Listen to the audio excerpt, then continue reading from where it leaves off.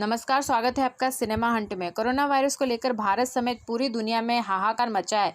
चीन से पहले इस लाइलाजा महामारी कोविड-19 के मरीजों की संख्या भारत में लगातार बढ़ रही है। इसके वायरस के प्रयास को रोकने के उद्देश्य में आज भारत में जनता कर्फ्यू जारी है और यह आज रात को 9 बजे तक जारी रहेगा। कोरोना से बचाव के मद्देनजर प्रधानमंत्री नरेंद्र मोदी द्वारा जनता कर्फ्यू की अपील करने के बाद देश में आज यानी रविवार को एक अभूतपूर्व बंद है। जनता कर्फ्यू के तहत देश में सुबह 7 बजे से लेकर रात 9 बजे तक लोग घरों में ही रहेंगे और इनका पालन करेंगे ताकि खतरनाक कोरोना वायरस के प्रयास को रोका जा सके।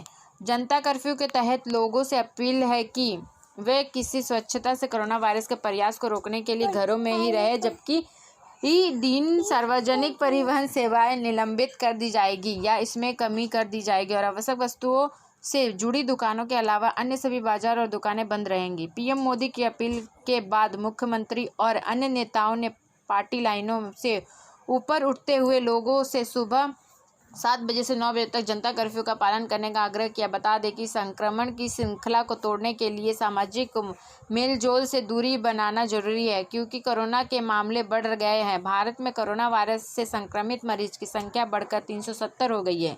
तो चलिए जानते कोरोना वायरस के खिलाफ जंग में जनता कर्फ्यू से संबंधित सारे लाइव अब ठाकरे ने बंद के दौरान उद्योगों से अपने कर्मचारियों को कम से कम न्यूनतम वेतन देने के लिए कहा। महाराष्ट्र में इंटरसिटी बस सेवा 31 मार्च तक निलंबित हो रहेंगी। हालांकि जरूरी सेवाओं में शामिल बसें मुंबई की सड़कों पर चलेंगी। बैंक और शेयर बाजार सभी आवश्यक सेवाएं खुली रहेंगी। मुख्यमंत्री ने कहा कि शेयर बाजार सहित सभी आवश्यक सेवाएं खुली रहेंगी। उद्धव ठाकरे ने कहा कि कोरोना के केस बढ़ गए हैं, इसके देखते हुए धारा 144 लगाने के अलावा कोई चारा नहीं। विदेश से आने वाला कोई विमान मुंबई में नहीं लैंड कर पाएगा।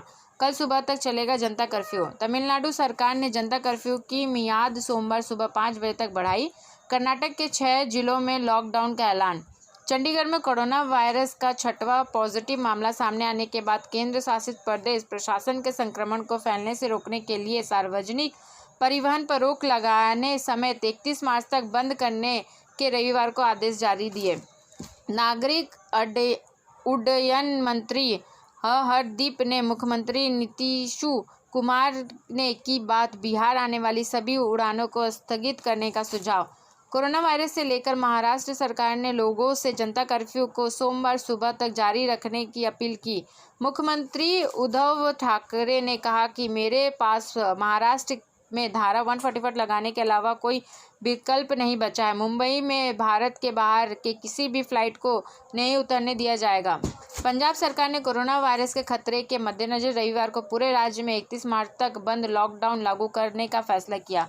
कोरोना वायरस के खिलाफ उत्तराखंड सरकार ने 31 मार्च तक पूरे राज्य में कर्फ्यू जारी करने का फैसला किया। उत्तराखंड के मुख्यमंत्री त्रिवेंद्र सिंह रावत ने कहा कि आवश्यक सेवा जैसे कि भोजन और दवाएं सभी के लिए उपलब्ध रहेंगी। केंद्र सरकार ने राज्य सरकारों को 75 जिलों में लॉकडाउन की घोषणा करने की सलाह दी। नोएडा में जनता कर्फ्यू का समय बढ़ाकर कल सुबह 6 बजे तक जारी किया। तमिलनाडु ने जनता कर्फ्यू को कल सुबह 5 बजे तक बढ़ाया।